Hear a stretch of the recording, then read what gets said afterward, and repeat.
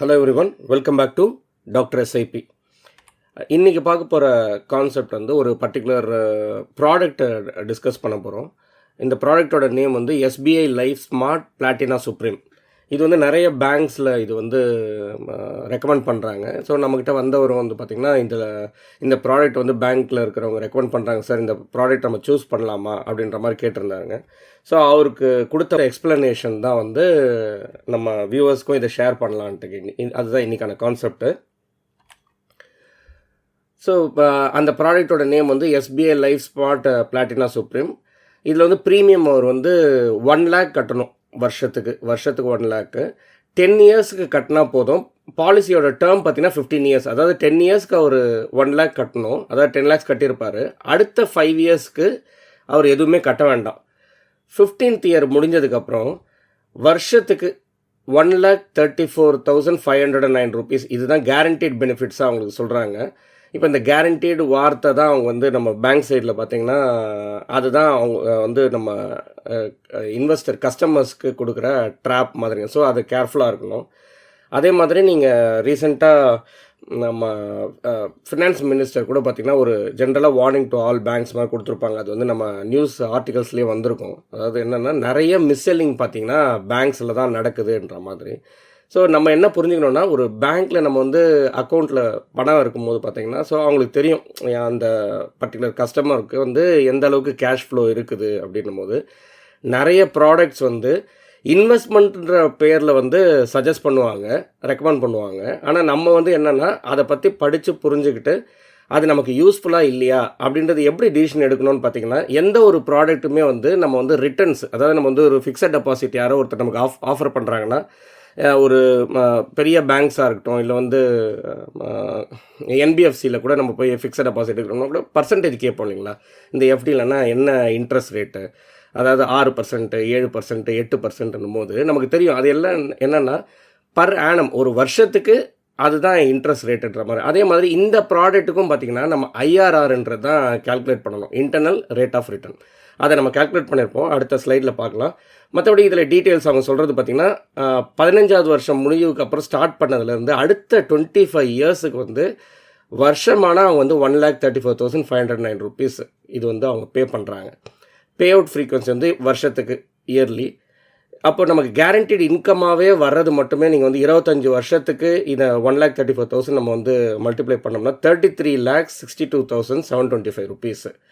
அது மட்டும் இல்லாமல் நம்ம கட்டின ப்ரீமியமே வந்து 110% நமக்கு ரிட்டர்ன் கொடுக்குறாங்க. அதாவது 10 லட்ச ரூபா கட்டினோம்னா நமக்கு 11 லட்சமாக ரிட்டர்னும் வந்துடுது. அப்போ டோட்டல் மெச்சூரிட்டி பெனிஃபிட் நம்ம பார்த்தோம்னா டோட்டலாக 44,62,725 rupees. இது கூடவே வந்து லைஃப் கவரும் வந்து ஆஃபர் பண்ணுறதா அவங்க பேங்க்கில் சொன்னதுனால அவருக்கு வந்து ரொம்பவே இந்த ப்ராடக்ட் பிடிச்சி போச்சு. ஓகே, ஆனால் நம்ம இங்கே நோட் பண்ண வேண்டியது என்னென்னா, கூடவே லைஃப் கவர் கொடுக்குறேன்னு சொல்கிறாங்க பார்த்தீங்களா, இதுலேயே நீங்கள் நோட்டீஸ் பண்ணணும். அதாவது என்னென்னா அது வந்து பியூராக இன்வெஸ்ட்மெண்ட் ப்ராடக்ட் கிடையாது, இன்சூரன்ஸ் மிக்ஸ்டு ப்ராடக்ட். அப்போ நம்ம என்ன பண்ணணும்னா எப்பயுமே இன்சூரன்ஸை தனியாக வைக்கணும், இன்வெஸ்ட்மெண்ட்டை தனியாக வைக்கணும். இது பேசிக் ரூல்ஸ். ஓகே, சரி, கொடுக்குற இன்சூரன்ஸ் கூட எந்த அளவுக்கு பத்தோம் அப்படின்னு பார்த்தீங்கன்னா 11 lakhs தான் வந்து இன்சூரன்ஸ் கவர். அப்போ இந்த சம்மர்ஷூட் இந்த இன்சூரன்ஸ் கவர் வந்து உண்மையாகவே அந்த பர்சனோட ஆப்சன்ஸில் அவங்க ஃபேமிலிக்கு இது போதுமானதா அப்படின்னு கேட்டிங்கன்னா இந்த அமௌண்ட் வந்து பத்தவே பத்தாது. ஓகே, இப்போது இன்னொரு அவருக்கு வந்து அட்ராக்டிவாக தெரிஞ்சது வந்து பார்த்திங்கன்னா இந்த ப்ரீமியம் கட்டினதும் ரிட்டர்ன் வருது அப்படின்றத பார்த்துட்டு டோட்டலாக வந்து பார்த்திங்கன்னா அவர் கட்டினது என்னமோ 10 lakhs தான். ஆனால் அவருக்கு வந்து 44,62,725 rupees, அதாவது நியர்லி ஒரு 45 lakhs கிடைக்குதுன்றது தான் அவருக்கு அட்ராக்டிவாக தோணுது. ஆனால் நம்ம என்ன புரிஞ்சுக்கணுன்னா, அவர் ஃபஸ்ட்டு 10 years கட்டுறாரு. இந்த ப்ராடக்டோட டேர்ம் பீரியடே நீங்கள் வந்து பாருங்கள், டோட்டலாக 10 years கட்டுறாரு. அடுத்த 5 இயர்ஸ்க்கு அவருக்கு எதுவும் கிடைக்காது, அவருக்கு ப்ரீமியமும் கட்ட தேவையில்லை. அப்போ டோட்டலாக 15 years முடிஞ்சதுங்களா. அதுக்கு அடுத்தது தான் பே அவுட் பீரியடே வந்து பார்த்திங்கன்னா இதுக்கு அப்புறம் தான் ஸ்டார்ட் ஆகுது. அப்போ அடுத்த 25 years, அப்போ 25 + 15 பார்த்திங்கன்னா நியர்லி 40 இயர்ஸுக்கான ப்ராடக்ட். 40 இயர்ஸுக்கு அப்புறம் இந்த 45 lakhsன்றது வந்து இன்றைக்கி இருக்கிற இன்ஃப்ளேஷன், அதாவது 6 to 7% சராசரியான ஒரு விலைவாசி உயர்வில் கம்பேர் பண்ணும்போது இந்த பர்ச்சேசிங் பவர்ன்றது நம்ம சொல்லுவோம். அதாவது இந்த 45 lakhsக்கு மதிப்பே இருக்காது. Side by side comparison. இதை வந்து நம்ம வந்து ஒரு மியூச்சுவல் ஃபண்ட்ஸ் கூடவும் கம்பேர் பண்ணுவோம். நான் சொன்ன மாதிரி இந்த ப்ராடக்ட் வந்து ஆக்சுவலாக நமக்கு ஐஆர்ஆர் என்னன்றதும் பார்ப்போம் நம்ம. ஸோ அவர் கொடுத்த டீட்டெயில்ஸில் வந்து ப்ரீமியம் மட்டும் 10 இயர்ஸுக்கு கட்டுறாரு. பாலிசி டேர்ம் வந்து 15 இயர்ஸு. அதாவது ஃபஸ்ட்டு 10 இயர்ஸ்க்கு அவர் கட்டியிருப்பார், அடுத்த 5 இயர்ஸ்க்கு அவர் எதுவுமே பே பண்ண வேண்டாம். அது முடிஞ்சதுக்கப்புறம் ஆனுவல் பே அவுட்டாக வருது. எத்தனை வருஷத்துக்கு வருது? அடுத்த 25 இயர்ஸ்க்கு வருது. மெச்சூரிட்டி போனஸாக ஒரு 11 லேக்ஸும் கிடைக்குது. 110%, அதாவது 11 லேக்ஸும் கிடைக்குது. டோட்டலாக அவருக்கு வந்து 44,62,725 ருபீஸ், நியர்லி 45 லேக்ஸ் கிடைக்குது.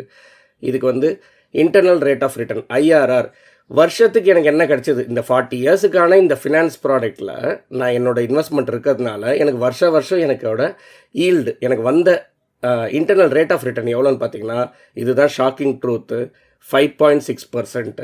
இந்த 5.6%க்கு தான் இவ்வளோ கஷ்டப்பட்டு அவர் இன்வெஸ்ட்மெண்ட் பண்ணியிருப்பார். இந்த ப்ராடக்ட்டில் பார்த்தீங்கன்னா நடுவில் வெளியேறணும்னு நினச்சாங்கன்னா கூட அதுக்கு நிறைய காம்ப்ளெக்ஸ் இது இருக்கும். அவ்வளோ ஈஸி கிடையாது வெளியில் வர்றது. அட் தி எண்டு ஃபுல்லாக அவர் கம்ப்ளீட் பண்ணதுக்கப்புறம் இந்த அமௌண்ட் போதுமானதாக பார்த்தீங்கனாலும் அது போதுமானது கிடையாது. ப்ளஸ் நமக்கு ரிட்டர்ன்ஸ் கிடச்சது வந்து பார்த்திங்கன்னா 5.6%. இதோட பெட்டராக ஒரு ஃபிக்ஸட் டெபாசிட்டில் போட்டாவே 6%க்கு மேலே அவருக்கு கிடச்சிரும். அதுக்கு மட்டும் இல்லாமல் இந்த லைஃப் கவர் வந்து 11 லட்சம்ன்றது ரொம்ப ரொம்ப ரொம்ப கம்மி.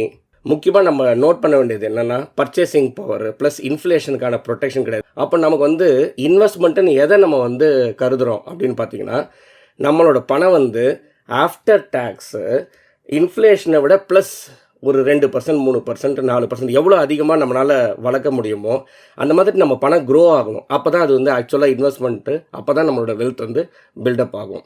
வேறஸ் இப்போ நம்ம வந்து இதே இவருக்கு வந்து ஒரு மியூச்சுவல் ஃபண்டில் இன்வெஸ்ட்மெண்ட் பண்ணியிருந்தாருன்னா, ஏன்னா இன்வெஸ்ட்மெண்ட்டுன்னு திங்க் பண்ணும்போது மியூச்சுவல் ஃபண்டை நம்ம வந்து கன்சிடர் பண்ணலாம். ஏன்னா இது வந்து ஒரு லாங் பீரியட் ஆஃப் டைம், ஒரு 40 வருஷம் ப்ராடக்ட்னும் போது ஒரு மியூச்சுவல் ஃபண்ட்ஸில் இன்வெஸ்ட்மெண்ட் பண்ணோம்னா என்ன அதோட வேல்யூன்றது புரிஞ்சுக்கிறதுக்கு. அதே மாதிரி 10 இயர்ஸ் அவர் இன்வெஸ்ட்மெண்ட் பண்ணுறாரு. இதில் வந்து பார்த்திங்கன்னா லாக்இன்ன்றது எதுவுமே கிடையாது. அன்டில் அன்லஸ் நம்ம வந்து ஒரு இஎல்எஸ்எஸ் ப்ராடக்டை சூஸ் பண்ணால் தான் 3 இயர்ஸ் லாக்இன் வரும். மோஸ்ட் ஆஃப் த நமக்கு வந்து மியூச்சுவல் ஃபண்ட் ஸ்கீம்ஸில் வந்து பார்த்திங்கன்னா லாக்இன் கிடையாது. எக்ஸ்பெக்டட் சிஏஜிஆர் வந்து மியூச்சுவல் ஃபண்ட்ஸில் பார்த்திங்கன்னா 10லேருந்து 14%. அப்போ அவரோட கார்பஸை வந்து இதே டைம் பீரியடில் லிக்விடிட்டியோட, அதாவது அவருக்கு தேவைன்னா எடுக்கலாம், இதே மாதிரி கண்டினியூ பண்ணார்னா என்ன அவரோட வேல்யூ, அவரோட இன்வெஸ்ட்மெண்ட் வேல்யூ என்ன இருக்கும். அதே மாதிரி ஒரு 10 வருஷம் கம்ப்ளீட் பண்ணும்போது அவரோட பணம், அவர் இன்வெஸ்ட்மெண்ட் பண்ண 10 லட்சமே வந்து பார்த்திங்கன்னா 19 to 21 லேக்ஸ் இருக்கும். At the end of 15 years பார்த்திங்கன்னா ஒரு 30லேருந்து 42 லட்சம் இருக்கும். அதாவது இங்கே வந்து அவங்க கொடுக்க போகிற 40வது வருஷம் வந்து பார்த்திங்கன்னா மியூச்சுவல் ஃபண்ட்ஸில் ஒரு 15வது வருஷத்துலேயே நீங்கள் வந்து அந்த அமௌண்ட் உங்கள்கிட்ட இருக்கும் வித் ஃபுல் லிக்விடிட்டி. ப்ளஸ் 25 வருஷத்தில் பார்த்திங்கன்னா உங்களோட கார்பஸ் வந்து 80 லேக்ஸ்லேருந்து 1.8 crores இருக்கும். அந்த கார்பஸ் அட் 40 இயர்ஸ் பார்த்திங்கன்னா நியர்லி 4 to 8 crores வரைக்கும் உங்களோட பணமே வளர்ந்துருக்கும். அப்போது இதுதான் வந்து ஆக்சுவல் வெல்த் பில்டிங். அப்போ இதுக்கு வந்து பார்த்திங்கன்னா இன்ஃப்ளேஷன் ப்ரொடெக்ஷன் இருக்குது. நம்ம பணம் வந்து விலைவாசியை தாண்டி நமக்கு பணம் வளருது. அதுக்கப்புறம் லிக்விடிட்டின்னு பார்த்திங்கன்னா ஹை அட் எனி டைம். அதாவது உங்களுக்கு வந்து த்ரூ அவுட் த பீரியட், அதாவது நீங்கள் ஸ்டார்ட் பண்ணதுலேருந்தே உங்களுக்கான பணம் வந்து அவைலபிளாக இருக்குது. லைஃப் கவர் வந்து உங்களுக்கு தேவையா இல்லையான்றது எப்படி டிசைட் பண்ணணும்னா, உங்களை நம்பி, உங்கள் சேலரியை நம்பி உங்களுக்கு உங்கள் ஃபேமிலி இருக்காங்க, உங்களுக்கான டிபெண்டன்ஸ் இருக்காங்கன்னா நீங்கள் கண்டிப்பாக ஒரு டேர்ம் இன்சூரன்ஸ் எடுக்கணும். அந்த டேர்ம் இன்சூரன்ஸ் எப்படி இருக்கணும்னா, அந்த சேலரியை ரீப்ளேஸ் பண்ணுற மாதிரி இருக்கணும். அதை வந்து ஒரு ஃபிக்ஸ்டு இன்கமில் அவங்க போட்டாங்கன்னா அதில் வர வட்டி இன்ட்ரெஸ்ட் வந்து அந்த சேலரியை மேட்ச் பண்ணுற அளவுக்கு நம்மளோட டேர்ம் இன்சூரன்ஸோட கார்பஸ் இருக்கணும். உங்களோட சொத்து நிறைய இருக்குது உங்களுக்கு ஆல்ரெடி, உங்களுக்கு டிபெண்டன்ஸ் கிடையாது. அந்த பட்சத்தில் வந்து பார்த்திங்கன்னா நீங்கள் வந்து டேர்ம் இன்சூரன்ஸ் வந்து எடுக்க வேண்டிய அவசியம் கிடையாது.